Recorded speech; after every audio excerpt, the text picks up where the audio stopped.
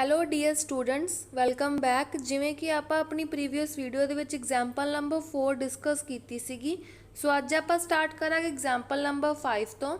ਉਮੀਦ ਕਰਦੀ ਹਾਂ ਕਿ ਤੁਹਾਨੂੰ ਪ੍ਰੀਵੀਅਸ ਵੀਡੀਓ ਵਿੱਚ ਡਿਸਕਸ ਕੀਤੀਆਂ ਗਈਆਂ ਐਗਜ਼ਾਮਪਲਸ ਜਿਹੜੀਆਂ ਉਹ ਕਲੀਅਰ ਹੋਣਗੀਆਂ। ਸੋ ਅੱਜ ਆਪਾਂ ਸਟਾਰਟ ਕਰਦੇ ਹਾਂ ਐਗਜ਼ਾਮਪਲ ਨੰਬਰ 5 ਤੋਂ। In case of any doubt you can comment below and don't forget to subscribe. ਠੀਕ ਹੈ, ਸੋ ਸਟਾਰਟ ਕਰਦੇ ਐਗਜ਼ਾਮਪਲ ਨੰਬਰ 5 ਤੋਂ। A fruit seller purchased certain number of apples if the selling price of 8 apples is equal to the cost price of 7 apples. Find the profit or loss percentage. ਇਹ ਚੀਜ਼ first video ਵਿੱਚ ਵੀ discuss ਕੀਤੀ ਗਈ ਸੀਗੀ ਕਿ ਜਦੋਂ ਵੀ ਆਪਾਂ ਨੂੰ SP ਐਂਡ CP ਦੀ ਜਿਹੜੀ ਕੁਆਂਟੀਟੀ ਜਿਹੜੀ ਹੈ ਡਿਫਰੈਂਟ ਦਿੱਤੀ ਜਾਵੇ। ਇੱਥੇ ਵੀ ਦੇਖੋ SP ਆਪਣੇ ਕੋਲ 8 ਐਪਲਸ ਦੀ ਆ, ਜਦ ਕਿ ਜਿਹੜੀ CP ਹੈ ਉਹ 7 ਐਪਲਸ ਦੀ ਆ। ਸੋ ਇਹ ਕੇਸ ਦੇ ਵਿੱਚ ਸਭ ਤੋਂ ਪਹਿਲਾਂ ਤਾਂ ਸਾਨੂੰ ਇੱਕ ਐਪਲ ਦੀ ਜਿਹੜੀ ਪ੍ਰਾਈਸ ਹੈ ਉਹ ਫਾਈਂਡ ਕਰਨੀ ਪਏਗੀ। ਠੀਕ ਆ, ਫਿਰ ਹੀ ਆਪਾਂ ਸਮ ਕੰਟੀਨਿਊ ਕਰਾਂਗੇ ਕਿਉਂਕਿ ਸਾਡੇ ਕੋਲ SP and CP the quantity same ਹੋਣਾ ਬਹੁਤ ਜ਼ਰੂਰੀ ਹੈ। ਸੋ ਦੇਖਦੇ ਹਾਂ ਇਸ ਤੋਂ ਬਾਅਦ ਦਾ ਸੋਲੂਸ਼ਨ ਚੈੱਕ ਕਰਦੇ ਹਾਂ। SP of 8 apples is equal to CP of 7 apples. So let कर लेने हैं CP of 1 apple x and CP of 7 apples अपनी कितनी हो जाएगी 7x हो जाएगी। अगर CP 7 एप्पल दी 7x है तो SP 8 एप्पल्स दी कितनी हो जाएगी 7x हो जाएगी, क्योंकि सब तो पहले ही अपन गल ये कही गई आ कि SP of 8 apples is equal to CP of 7 apples. So जो 7 एप्पल्स का प्राइस है वो 8 एप्पल्स की SP है। सो 7 एप्पल्स की अपने को CP कितनी है 7x, 8 एप्पल्स की SP कितनी हो जाएगी 7x। सो इस तो बाद आप SP ऑफ 1 एप्पल फाइंड करांगे 7/8x। जे आप CP ऑफ 1 एप्पल देखिए तो x है and SP of 1 Apple 7/8x है। CP अपने को एक तरह की ₹1 आ, ₹1 है। इत्थे SP अपने को 7/8 आ। तुहाडे को दो मैथड इस तरह भी आपां नूं क्लीयर हो रहा है कि अपनी CP ज़्यादा है SP घट है। दूसरा मैथड कि डिनोमीनेटर जिहड़े आ वो सेम कर लो। सो इत्थे आपां नूं साफ पता चल रहा है कि CP अपनी ज़्यादा है, कोस्ट प्राइस ज़्यादा है। सो की हो रहा आपां नूं लॉस हो रहा। लॉस का फॉर्मूला CP माइनस SP। सो CP माइनस SP की x माइनस 7/8x। नीचों 8 कॉमन लैके 8 नूं सीधा आप डिवाइड कर लिया x से मल्टीप्लाई कर लिया आप x के नाल, की हो गया 8x minus 7x। So minus करन ते की आंसर आ गया 1/8x।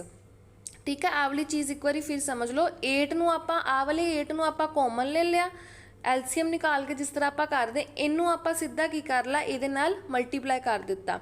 वैसे डिनोमीनेटर के नाल डिवाइड होंदा एंड न्यूमीनेटर के नाल मल्टीप्लाई होंदा। सो इत्थे अपने कोल डिनोमीनेटर नहीं है तो आप सीधा की कर दिता मल्टीप्लाई कर दिता। सो 8 नू x के नाल मल्टीप्लाई करन ते की आ गया 8x आ गया। सो सैकेंड वाले विच देखिए 8 नू जदों आप 8 नाल डिवाइड किया की आ गया 1 आ गया। 1 नू जदों आप 7x नाल मल्टीप्लाई किया तो की आ गया 7x आ गया।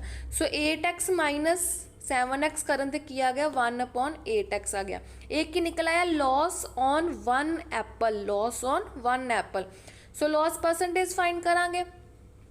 Loss upon CP multiply 100 1/8x upon x। आप CP भी किदी लई आ 1 एप्पल दी ही लई आ, बिकॉज आप लॉस किदा फाइंड किया 1 एप्पल दा ही फाइंड किया है। सो CP भी किदी लवांगे 1 एप्पल दी ही लवांगे। 1/8x multiply by 100/x। So 1/8x। इस तरह जो अपना x ऊपर आया तो वो की हो गया रेसिप्रोकल हो गया 1/x हो गया। सो 1/8x मल्टीप्लाई 1/x मल्टीप्लाई 100। सो x के नाल x कट हो गया 100/8। इसके बाद यदि कटिंग करन ते अपना की आ गया 25/2%। ये की निकल आई है लॉस परसेंटेज। Then start करते हैं example number 6। A shopkeeper purchased 360 toys at ₹16 per score. If he sold all of them at ₹1 each, find profit he made and profit percentage. So 1 score अपने किदे इक्वल है 20 toys दे equal आ। इहदा आपां solution check करते हैं। सो coast of 360 toys का आपको given ही नहीं है। आपको की गिवन है पर स्कोर दे जी प्राइस है वो गिवन है। CP की गिवन है पर स्कोर दी गिवन है। सो पर स्कोर दे विच एक स्कोर दे विच किन्ने टॉयज ने 20 टॉयज ने। सो इस तो आप एक टॉय की जिहड़ी है कोस्ट फाइंड करांगे। सो की आएगी 1 toy is equal to 16/20 rupees. CP of 360 toys find कर लवांगे। 1 ਟਵਾਈ ਦੀ ਕੋਸਟ ਨੂੰ ਮਲਟੀਪलाई करांगे 360 ਦੇ ਨਾਲ। सो कटिंग करन दे अपना आंसर कितना आ गया ₹288। ठीक है, दैन आप एस पी आपू गिवन है किन्नी गिवन है S P of 1 toy is equal to ₹1। So 360 toys की किन्नी एस पी हो जाएगी ₹360। ओके, सो इस तो बाद अगर देखा जाए तो एस पी ज़्यादा है कि C P, definitely S P ज़्यादा है। सो आपू की हो रहा है, प्रॉफिट हो रहा है। So 360 minus 288 means S P minus C P का फॉर्मूला लगाया। दैन 360 माइनस 288 कितना प्रॉफिट आ गया ₹72। दैन प्रॉफिट परसेंटेज फाइंड की, profit upon C P multiply by 100। 72 अपना profit upon C P 288 multiply 100। So cutting करन दे अपना प्रॉफिट परसेंटेज कितनी आ गई 25% आ गई। ठीक है, सो ये सी example number 6। Then example number 7, a mobile phone is sold for ₹2116 at a profit of 15%।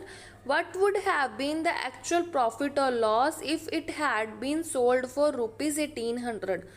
सो ये एक सम दे विच ही दो सम ने। सो फस्ट पार्ट सॉल्व करते हैं पहला। की गिवन है अ मोबाइल फोन इज सोल्ड, मतलब एक मोबाइल जोड़ा है वो सेल किया गया किन्ने रुपीज़ का ₹2116 का।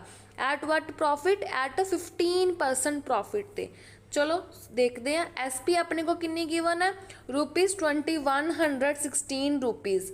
ठीक है, जो कि 15% प्रॉफिट ते है। सी पी अपने को नहीं गिवन एंड आपू पता कि 15% किदे ते होएगा, डेफिनेटली सी पी ते होएगा। प्रॉफिट एंड लॉस परसेंट जो भी गिवन होए वो कादे ते हुंदी है, सी पी ते ही हुंदी है। सो प्रॉफिट का formula S P minus C P, आप जिस तरह अपना बेसिक फॉर्मूला है वही फॉलो करके ये विचों ही आप एस जो अपनी सी पी है वो फाइंड आउट करांगे। देखते हैं किवें फाइंड हुंदा है। So S P minus C P is equal to profit. S P किन्नी गिवन है ₹2116 माइनस की सी पी तो अपने को गिवन ही नहीं है। सो आपू की ज्यूम कर लाँगे, एक्स ज्यूम कर लाँगे। Profit 15% of what 15% of C P. So C P अपने को नहीं गिवन, जिस तरह आप पिछे एक्स ज्यूम किया इत्थे भी आप उस तरह ही एक्स ज्यूम कर लवांगे। क्लीयर है। इस तो बाद 2116 आप एक साइड रहन देवांगे, ये नाल वाला जो माइनस एक्स आ उन्होंने is equal to the sign जो उधर लैके जावांगे तो वो की हो जाएगा, पॉजिटिव हो जाएगा। ठीक है, सो किमें कंटिन्यू होएगा अगे ₹2116 is equal to 15/100 x plus x.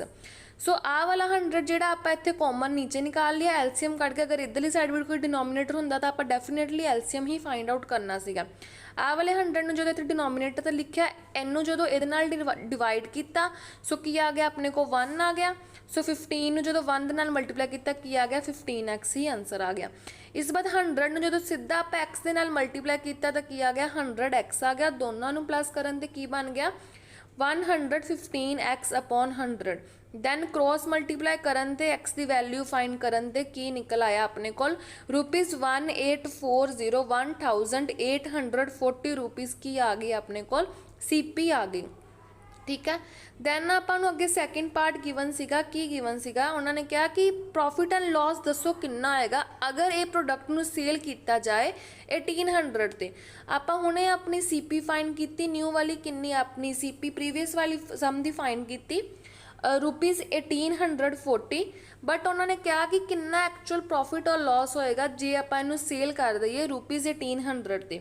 Definitely C P ज़्यादा है, की हो रहा है, लॉस हो रहा है। So C P minus S P की 1840 माइनस किया जो आप 1800 तो कितना आ गया ₹40, वो की निकल आया अपना लॉस निकल आया।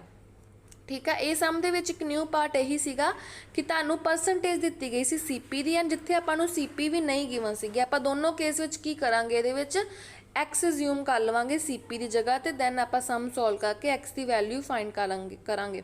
जे आपने इत्थे प्रॉफिट भी फाइंड आउट करन नूं क्या हुंदा तो आप फिर 15% ऑफ कादा कर देना है जो अपनी सी पी निकली सीगी। सी पी कितनी आ ₹1840। तो आप सी पी तो भी आप प्रॉफिट फाइंड आउट कर सकते हैं। सो अज आप जिहड़ियां एग्जाम्पल्स का पार्ट है अपने चैप्टर की स्टार्टिंग तो वो कवर कर लिया। Example number 5, example number 6 and example number 7। इस तो बाद आप स्टार्ट करांगे एक्सरसाइज।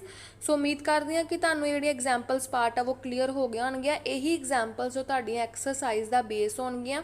जे तुहानू एग्जाम्पल्स क्लीयर होणगे तो तुसीं एक्सरसाइज नू बहुत ही ईजिली सॉल्व कर पाओगे।